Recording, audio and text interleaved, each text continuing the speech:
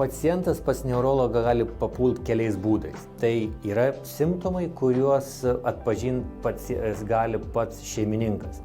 Tai klasikiniai simptomai neurologiniai, tai dažniausiai būna epilepsijos priepuoliai, paciento paralyžius,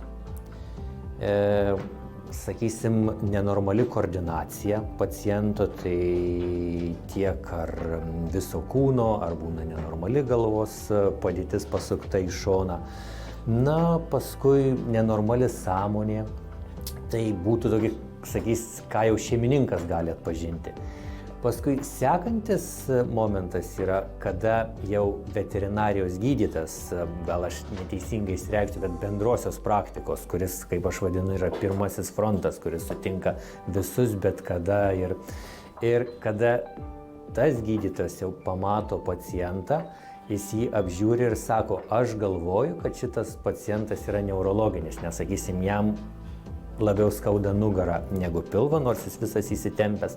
Gerai, tarkim, gydytojas pamato, kad tai yra neurologinė problema, kas toliau vyksta? Tai pacientas patenka pas neurologą, tai ar į Kaivaną, ar kitur, ir gydytojas atlieka neurologinę apžiūrą. Tai šiaip, kuri prasideda pokalbis su pacientu, su šeimininku, tai šeimininkas pasako, kur yra, kaip mato savo problemą. Labai gražu būna ir smagu, kada šeimininkas atsineša veterinarijos gydytojo, kolegos išrašą, sakysim, kad aš galvoju, kad taip yra.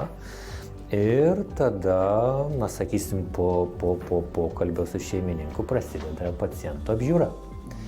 Ir vėlgi tai apima ir tą bendrą apžiūrą, kada bendrą būklę vertini, priklauso ir ortopedinė dalis. Na ir paskui jau mano pareiga ar atlikti tą neurologinę apžiūrą.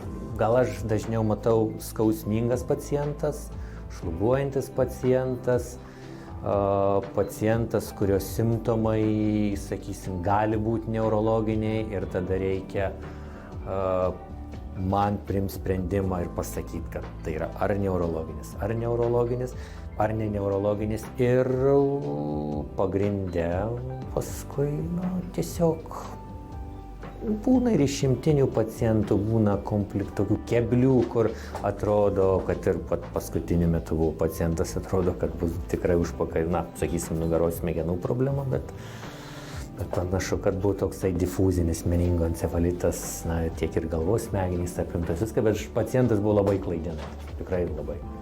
Epilepsijos priepuolis dažniausiai jisai būna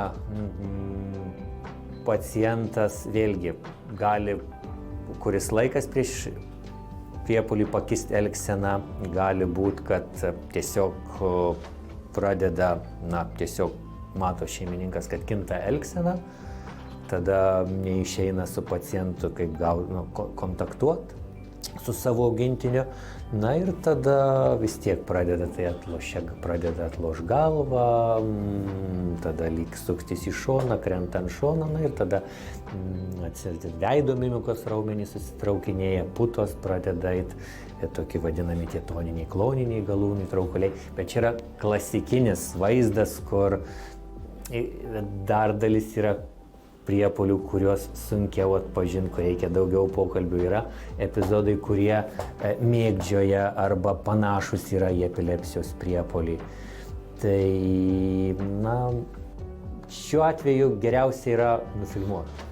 Namuose kiekvienas turim mobilų telefoną, tai imt ir nufilmuoti. Tada ir gydytojas daug aiškiau supranta, kas vyksta, apie kokį epizodą kalbam, ir tada vėl visa procedūra vyksta sklandžiau. Nes kartais, tiesiog šeimininkui, aišku, dažniausia būna, kad tie pirmi epizodai būna šeimininkui netikėti labai ir dėl to, tos filmuotos medžiagos nebūna, bet vis tiek, kada būna pirmas vizitas, tai ir su šeimininku pasikalbė ir paaiškini, ko tikėtis, kas gali nutikti ir viskas.